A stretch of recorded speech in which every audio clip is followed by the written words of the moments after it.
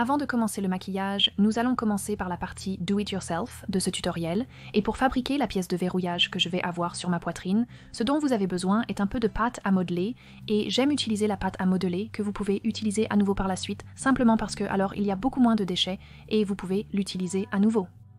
Je vais esquisser la forme de la serrure, et vous pouvez utiliser ce que vous voulez pour cela.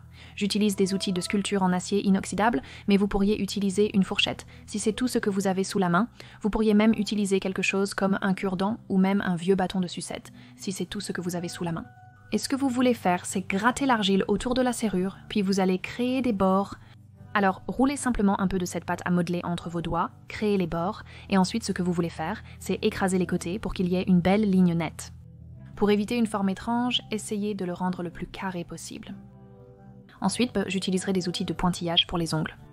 Si vous n'avez pas ces outils, vous pouvez utiliser un stylo pour sculpter la forme désirée de la serrure, cela aura le même effet.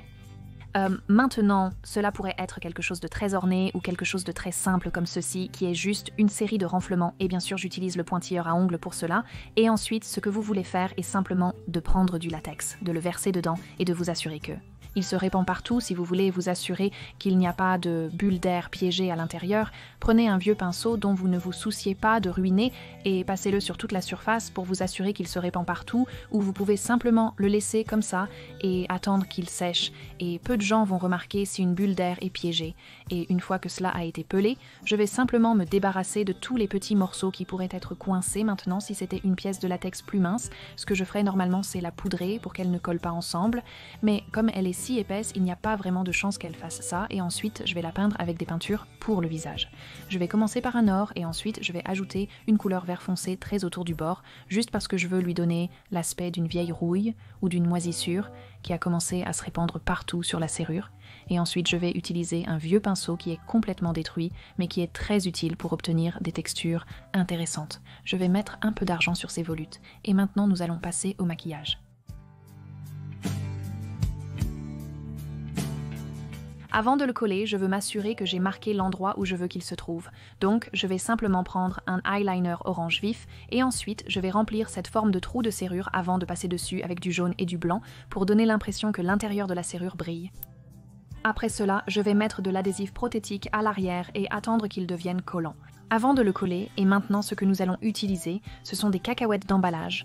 Maintenant, vous pourriez ignorer cette étape. Si vous le souhaitez, vous pourriez utiliser du latex, du gel sculptant ou même simplement peindre directement sur votre poitrine pour recréer ce motif de bois. Mais la raison pour laquelle j'aime ça, c'est que ça va créer une zone surélevée très facilement, et puis aussi quand ces cacahuètes d'emballage sont mouillées, elles obtiennent une texture de surface vraiment intéressante qui ressemble exactement à n'importe quelle écorce d'arbre ou de bois. C'est pourquoi je veux l'utiliser, et ensuite autour des bords. Une fois que je l'ai collé, et je les ai simplement collés avec de la colle à faux cils. Je vais utiliser du gel sculptant pour couvrir les bords, laisser sécher, puis de la peinture pour le visage pour le couvrir. Comme vous pouvez le voir sur l'emballage des cacahuètes, elles ont commencé à se froisser et à créer des textures intéressantes.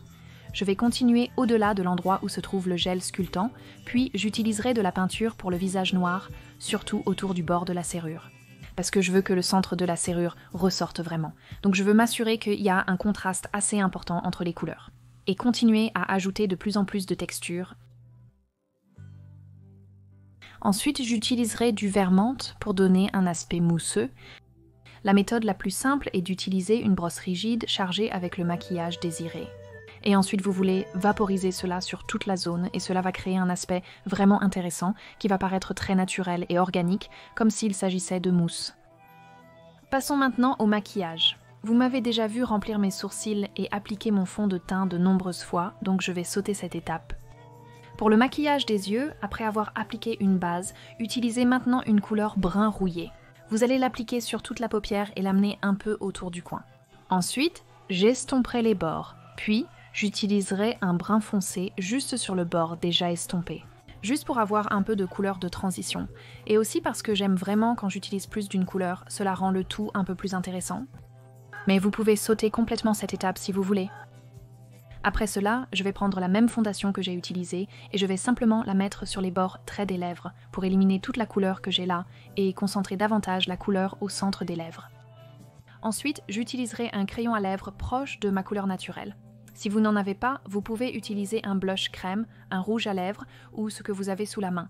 Appliquez-le au centre des lèvres avant de le recouvrir avec une couleur de mariée.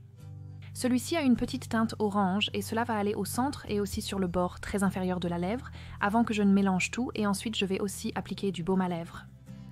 Maintenant, ce produit est en fait censé être utilisé comme une base, mais il fonctionne très bien comme un illuminateur. Donc je vais l'appliquer au centre de la paupière et ensuite estomper les bords avec mon doigt. Avant de poursuivre avec un eyeliner ailé dramatique, je vais créer ce bord avec l'eyeliner ailé et le connecter jusqu'au coin interne.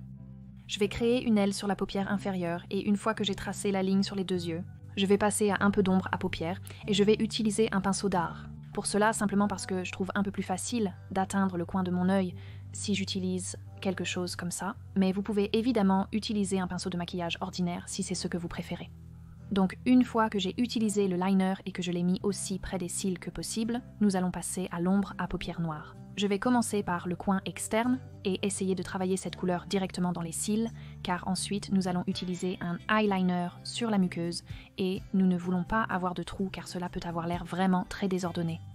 Essayez donc d'obtenir cette couleur directement dans les cils avant de vous lancer et d'utiliser un eyeliner sur la muqueuse. Là, je sais que cela semble comme si je poussais mes paupières vers le bas, mais en réalité je prends mes doigts et je les presse contre la peau pour que la paupière inférieure se déroule naturellement.